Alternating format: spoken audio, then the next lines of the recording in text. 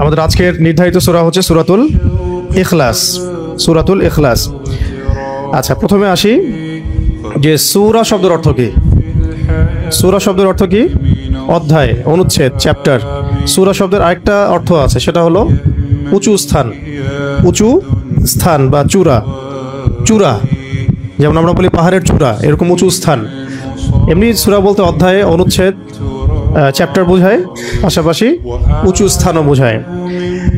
তো সূরাতুল ইখলাস যেটা, অন্যান্য সূরাগুলোর ক্ষেত্রে আপনারা খেয়াল করবেন যে সূরার নাম ওই সূরার মধ্যে নির্ধারিত কোনো শব্দের মধ্যেই আছে। যেমন সূরা ফালাক, কুল আউযু বিরাব্বিল ফালাক, এখানে ফালাক শব্দ মওজুদ আছে।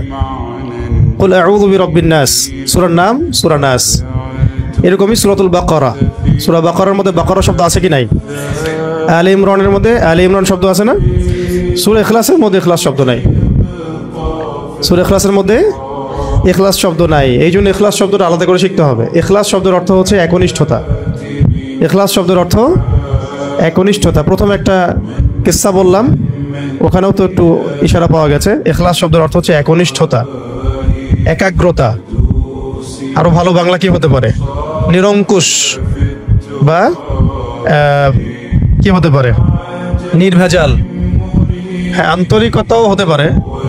একনিষ্ঠতাই সবচেয়ে সুন্দর শব্দ হচ্ছে। ইখলাস মানে একনিষ্ঠতা, মানে যেখানে কোনো ভেজাল নাই, ভেজাল মুক্ত, নিরঙ্কুশ কোনো বিষয়।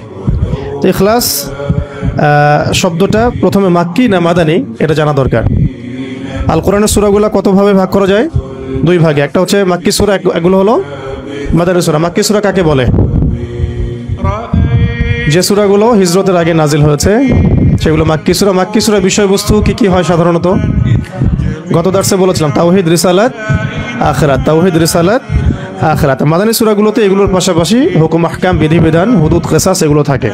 ঠিক আছে, এগুলোর মাদানী সূরা। মাদানী সূরার সংখ্যা 28টা, মাক্কি সূরার সংখ্যা 86টা। তো এই সূরাটা মাক্কি না মাদানী এটা নিয়ে ইখতিলাফ আছে।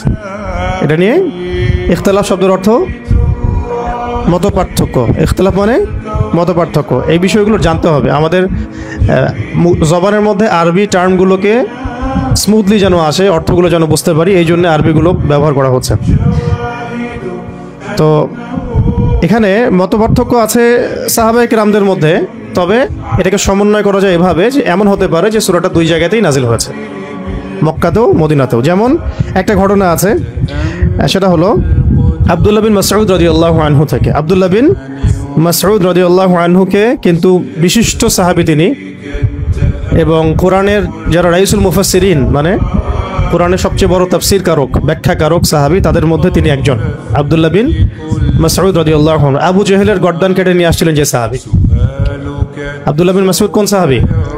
আবু জেহেলের বদর যুদ্ধে গর্দান কেটে নিয়ে আসছিলেন যে সাহাবী। আবু জেহেলকে তো প্রথমে একেবারে শেষ করে ফেলছিলেন দুজন আনসারী সাহাবী, তরুণ আনসারী সাহাবী, মুআজ রাদিয়াল্লাহু আনহুমা।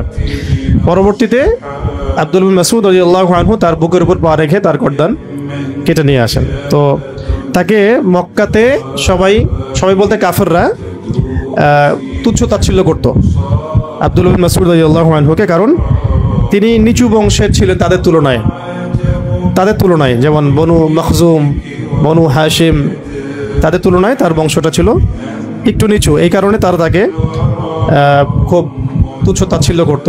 এবং তার পায়ের ব্যাপারে একটা কথা আছে যে তার পাটা একটু চিকন ছিল, সরু ছিল। এই কারণে অনেকে হাসাহাসি করত। নবী সাল্লাল্লাহু আলাইহি ওয়াসাল্লাম তার পায়ের ব্যাপারে একটা রিওয়ায়াত আসছে কিন্তু, যে এই পায়ের ওজন মিজানে বহু ভারী হবে। ওই পা আবু জেহেলের বুকের উপর দিয়েই তিনি তার গর্দান কেটে নিয়ে আসছেন। তো তিনি রাইসুল মুফাসসিরিনদের একজন, আব্দুল্লাহ বিন মাসউদ রাদিয়াল্লাহু আনহু, এবং বলিষ্ঠ সাহাবী। আপনারা অনেকগুলো হাদিস দেখতে পারবেন তার থেকে রিওয়ায়াত হয়েছে। এবং আরেকজন সাহাবী যে উবাই ইবনে কাব কোন সাহাবী? যাকে ওমর রাদিয়াল্লাহু আনহু তারাবির সালাত পড়তে বলেছিলেন, মনে আছে? তারাবির অধ্যায় যখন আসবে তখন আলোচনা আসবে আর কি, যে তারাবির সালাতের জামাত করে তাকে ইমামতির দায়িত্ব দেওয়া হয়েছিল। কোন সাহাবীকে? উবাই বিন কাব রাদিয়াল্লাহু আনহু। তিনি খুব সুন্দর তেলাওয়াত করতে পারতেন। তো